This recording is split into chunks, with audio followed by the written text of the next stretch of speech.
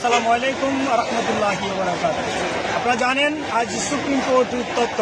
আমরা সকল আইনজীবীরাই সকালবেলা সুপ্রিম কোর্টে এসেছিলাম। আমরা আশা করেছিলাম নতুন প্রধান বিচারপতির অধীনে সুপ্রিম কোর্ট গঠিত হবে, কিন্তু দুর্ভাগ্যজনক হলো সত্য যে আমরা সকালে কোর্টে এসেই দেখলাম যে প্রধান বিচারপতি অন্যান্য বিচারপতিদেরকে নিয়েই মূলত জুমের মাধ্যমে তিনি একটি ফুল কোর্টের মিটিং ডেকেছেন।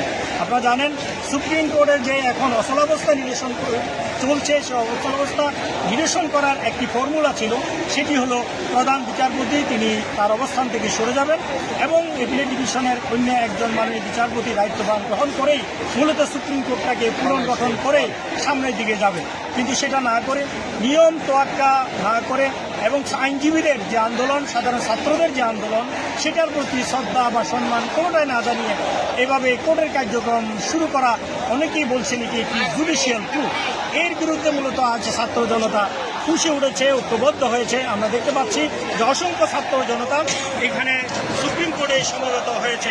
এই ছাত্র জনতা ইতিমধ্যেই তাদের দাবি পেশ করেছে যে দুপুর 1টার মধ্যেই প্রধান বিচারপতিকে অবশ্যই পদত্যাগ করতে হবে এবং অন্য একজন বিচারপতিকে দিয়েই যে মূলত সুপ্রিম কোর্টটাকে পুনর্গঠন করেই বাকি কার্যক্রম শুরু করতে হবে। আমরা আমাদের সাথে অনেকেই এখন সমবেত হয়েছেন, তার ভিতরে আমাদের সাংবাদিক আব্দুল জব্বার ভাই এখানে আছেন এবং ছাত্র আন্দোলনের অন্যতম নেতা আমাদের রাসেল ভাই রয়েছেন।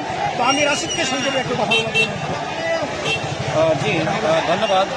আমরা 2018 সালে কোটা সংস্কার আন্দোলনের নেতৃত্ব দিয়েছিলাম এবং আমরা সেই আন্দোলন সফল করেছিল, আপনারা সকলে জানেন। পরবর্তীতে একটি চক্রান্তের মাধ্যমে 30% কোটা ব্যবস্থা ফিরিয়ে আনা হয়। তবে পরবর্তীতে যেহেতু শিক্ষার্থীরা আন্দোলন করে, শিক্ষার্থীদের আন্দোলনের কারণে আসলে সরকার আর কোটা রাখতে পারেনি।